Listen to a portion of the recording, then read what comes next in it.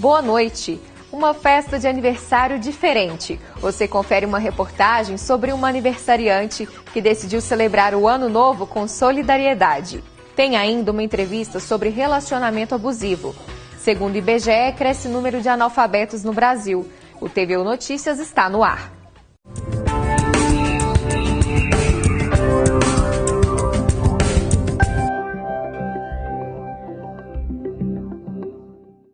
Ao chegar o aniversário, muitas pessoas gostam de comemorar. No caso da Clara, ela decidiu fazer uma festa especial e doar os presentes para as crianças em tratamento no Hospital do Câncer de Uberlândia. Chegou o dia!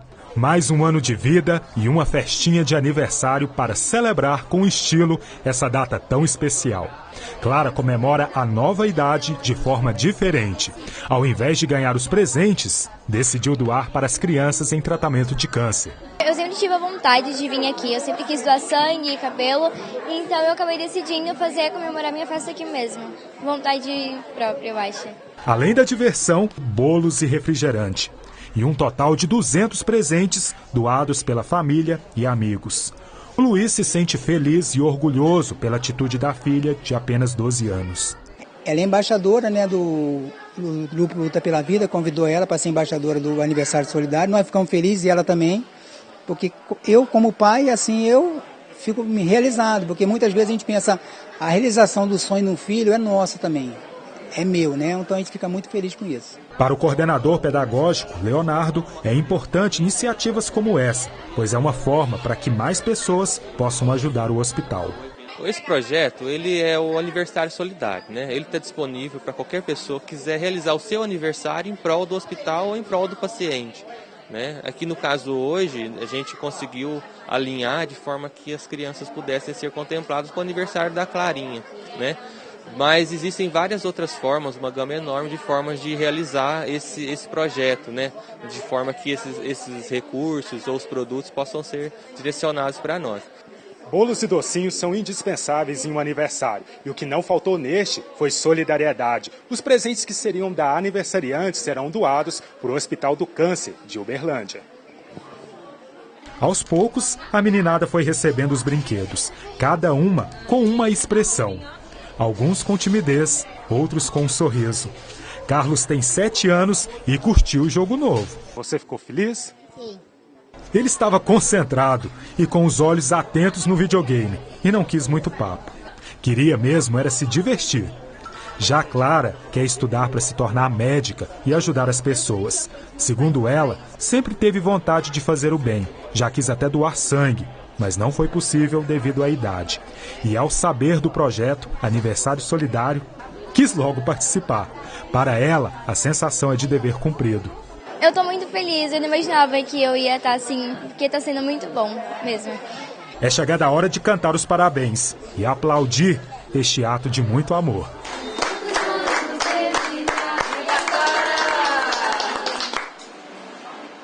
Parabéns, Clara, pelo aniversário e que venham mais festas assim. E agora falando sobre educação. O IBGE divulgou um dado alarmante. O Brasil fechou o ano de 2017 com 12 milhões de brasileiros que não sabem ler nem escrever. O levantamento ainda aponta que o índice de analfabetismo é maior entre as pessoas que se declaram negras e que residem no Nordeste. Confira na reportagem. Foi provavelmente há uns 800 anos que uma tribo chamada Maiori viajou milhares de quilômetros pelo oceano. Aos 73 anos, Dona Terezinha se orgulha de saber ler. Ela aprendeu aos 18 anos quando resolveu estudar. Mais que desejo, saber ler e escrever é uma necessidade. Ninguém incentivou, eu mesmo quis, porque eu tinha vontade de ler revistas, ler aquelas novelas, e não conseguia. Então fui para estudar à noite.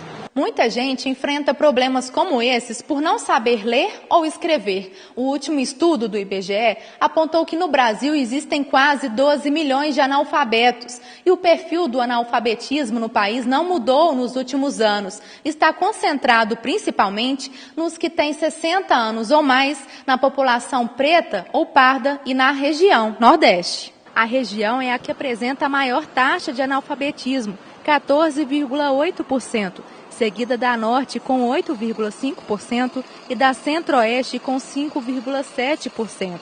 No Sudeste, a taxa é de 3,8% e o Sul, 3,6%. É a região com menor número de analfabetos. Falar das pessoas com 60 anos ou mais é algo que é meio histórico, né? Porque a maior parte dessas pessoas não tinham escolas perto de suas casas, a maior parte dessas pessoas tiveram que trabalhar quando eram ainda crianças e adolescentes, uma parte significativa dessas pessoas engravidou e teve que cuidar dos filhos, casou e o marido impediu de continuar trabalhando. Em 2016, o índice de analfabetismo caiu para 7,2%, taxa menor do que os 8% do ano anterior. Valores ainda distantes da meta 9, proposta pelo Plano Nacional de Educação, que previa a redução da taxa de analfabetismo para 6,5% até 2015. Um dos motivos para esse atraso pode estar na falta de políticas públicas efetivas. Implementar o Plano Nacional de Educação significa muito mais do que cuidar da alfabetização de idosos. Significa garantir que a alfabetização das crianças, que está acontecendo hoje, tá? Ela vai ser uma alfabetização exitosa e vai poder garantir que essa criança termine o ensino fundamental, termine o ensino médio e vá para a universidade se ela assim desejar. O TVO Notícias vai para um breve intervalo e volta já.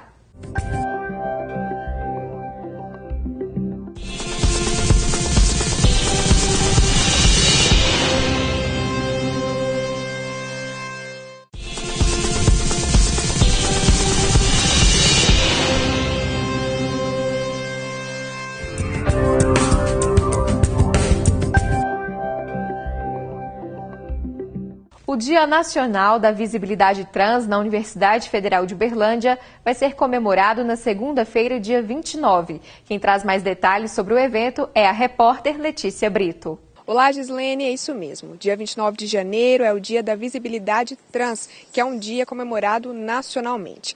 Bom, aqui na UFA as atividades vão acontecer no Núcleo de Cultura e Arte, o NUCA, e o pessoal do Direito da UFA organizou também um evento lá na OAB de Uberlândia. Quem traz os detalhes para a gente é o Pedro.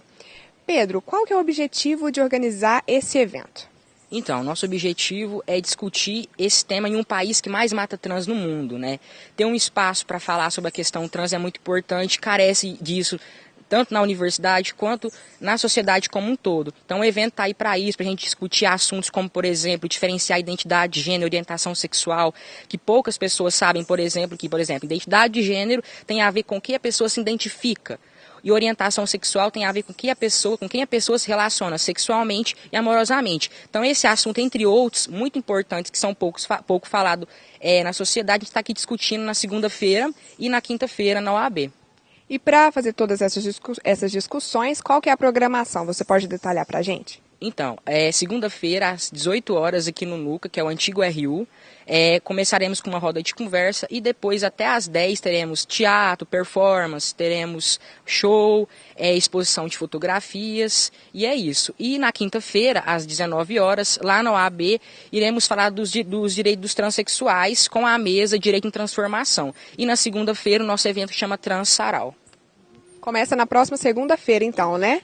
Próxima segunda e depois na quinta, dia 1º. Muito obrigada pelas informações. Bom, fica aí o convite para todo mundo que é da UFA e para a comunidade externa também vir participar. Voltamos com você no estúdio, Giz. Obrigada, Letícia. E lembrando que o evento acontece na segunda, dia 29, no campus Santa Mônica da UFO, a partir das 6 da tarde. E no dia 1º de fevereiro vai ser realizada uma mesa de debate sobre direitos trans no auditório da OAB Uberlândia. O endereço é Avenida Rondon Pacheco, número 980, bairro Copacabana. Quer saber como ficam as temperaturas em Uberlândia e algumas cidades da região neste sábado? Confira a previsão do tempo.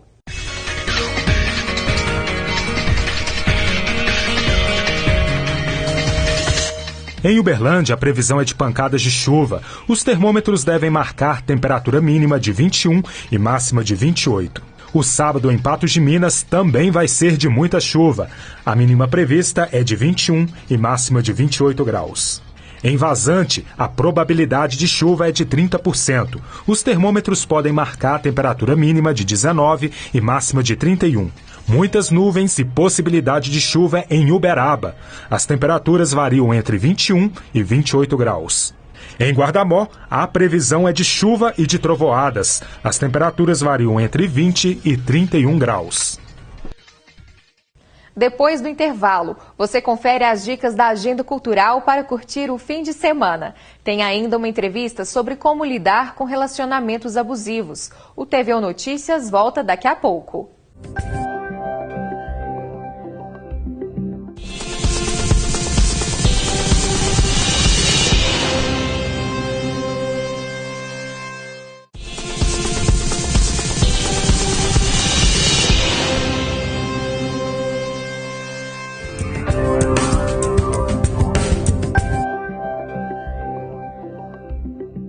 Quem tem animal de estimação costuma falar de como é bom sentir que há sempre um amigo por perto. Para você que tem vontade de adotar, amanhã acontece a Feira de Adoção de Cães e Gatos, promovida pela APA, Associação de Proteção aos Animais. O local abriga atualmente 450 bichinhos, entre cães e gatos. Vamos saber as informações da feira com a repórter Letícia Brito.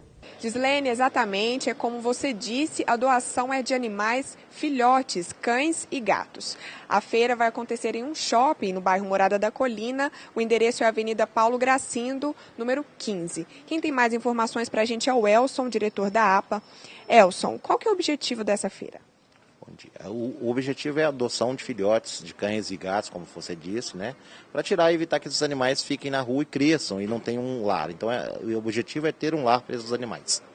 E o que é necessário levar para uma pessoa que quer o que uma pessoa que quer adotar precisa levar? Alguns documentos, é isso? Sim, a adoção, ficando bem claro, a posse responsável, a adoção responsável tem que ser maior de idade, documentos pessoais e comprovante de endereço. E nessa feira as pessoas não podem levar mais animais que não sejam da APA para oferecer para adoção, certo? É só para quem quer adotar, é isso? É isso, é uma feira exclusiva, uma parceria do shopping com a APA, então é uma feira exclusiva para animais da APA. Muito obrigada pelas informações. Então, reforçando, a feira acontece no bairro Morada da Colina, Avenida Paulo Gracindo, número 15, entre 1 e 5 da tarde deste sábado. Voltamos com você, Giz. Obrigada, Letícia.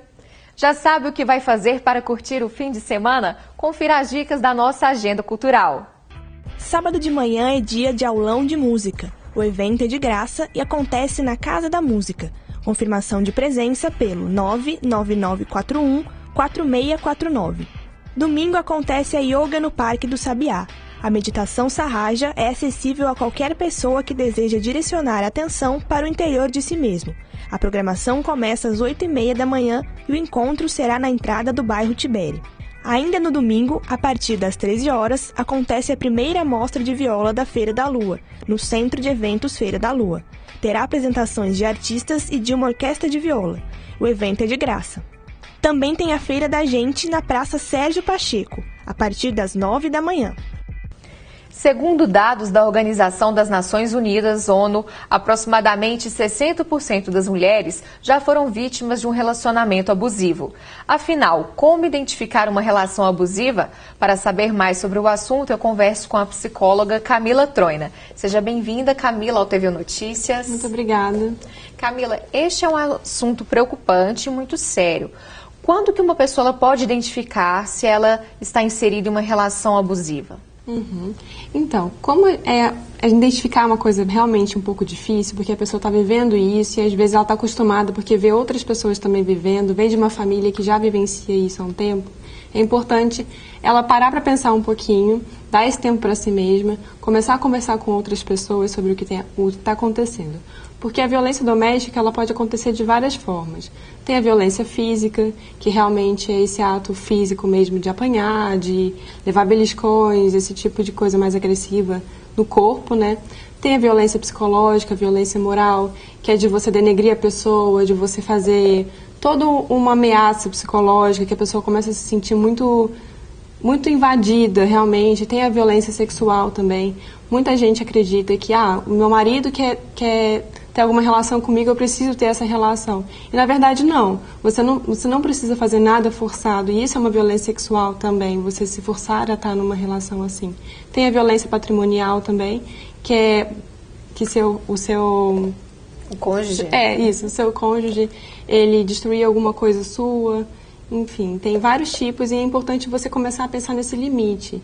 Se a pessoa está passando do seu limite, a principal dificuldade justamente é saber qual que é o limite. Porque Como geralmente... identificar, então, esse limite?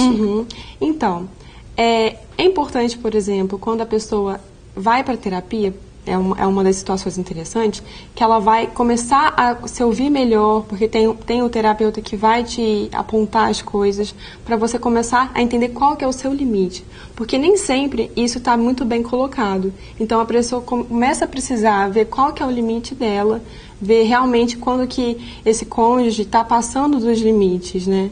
Camila, às vezes nesse tipo de situação, é muito comum a pessoa ser movida pelo medo. Às vezes medo de buscar ajuda, medo de conversar sobre. Como lidar também com essa situação do medo em uma relação abusiva? É muito importante que tenha uma rede de apoio, para começar, né? E nem sempre as pessoas têm essa rede de apoio. Então, aqui em Uberlândia, por exemplo, tem a SOS Mulher, que é uma ONG que ela presta esse apoio. Tem outras mulheres, tem outras pessoas que passam por situações parecidas. E é importante para começar a sair um pouquinho desse medo. Lá também eles prestam uma atenção jurídica, o que é interessante. E, novamente, se você puder conseguir procurar uma ajuda psicológica mesmo, é importante para você poder se fortalecer e sair dessa situação. Porque é uma repetição por conta dessa dificuldade de elaboração, tanto do agressor, que também pode buscar terapia, pode buscar sair disso, outras formas de se expressar um pouco melhor, e também a pessoa que está nessa situação de ser agredida. O ciúme em excesso, ele se enquadra nesse tipo de relação abusiva? Com certeza. O ciúme é uma questão de possessão.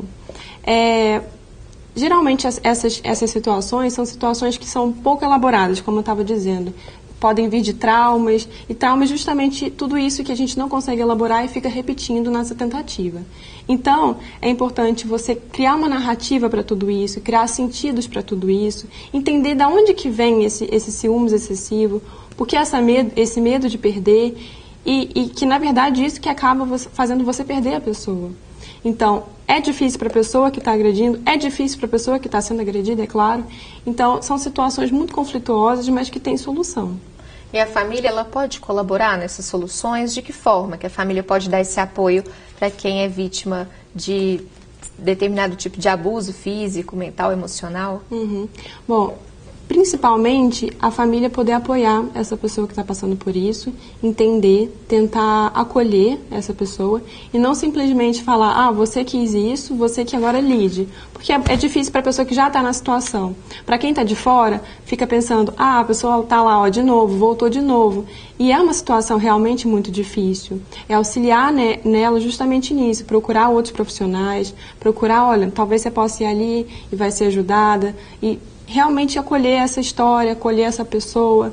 Eu sei que é difícil também para a família ouvir tudo isso, ver uma pessoa em sofrimento. E também em casos de realmente, por exemplo, eu vi a pessoa sendo violentada de alguma forma. Fazer a denúncia também é importante, porque hoje em dia agora não precisa mais que a própria pessoa faça. Se alguém está vendo isso acontecer, também precisa de denunciar. Porque também tem uma parte da comunidade que a gente precisa culturalmente também ir repensando, refletindo sobre esses fenômenos que também são sociais. E no caso de famílias, por exemplo, que têm filhos, como também lidar com essa situação? Porque as crianças também sofrem ao ver esse tipo de relação, por exemplo, de abuso entre o pai ou a mãe. Uma das fantasias que geralmente os casais têm, as famílias no geral têm, é que a criança não entende muito bem, ela às vezes é muito pequena, ou não tem nada a ver com isso, é questão dos pais, tem até aquela expressão de entre casais não se mete a colher, e na verdade não é isso. A criança faz parte, mesmo que ela seja muito pequenininha, que ela nem saiba falar ainda, ela está dentro do seu círculo, então é preciso que você explicite o que está acontecendo. A criança está vivenciando aquilo da forma dela. E para a criança é até mais difícil, porque ela não tem como se expressar como um adulto, ela não tem defesas como adulto. Então é importante que você dê esse suporte para ela, você vai explicando o que está acontecendo. Se no final vai ser uma decisão por um divórcio, por uma separação, é importante que você inclua, né, ela nisso, explique também o que vai acontecer e é isso. Ok, muito obrigada pelas informações. Camila, volte sempre ao TV Notícias. Obrigada a você pela oportunidade. O TV Notícias termina agora. Um ótimo final de semana para você e até mais.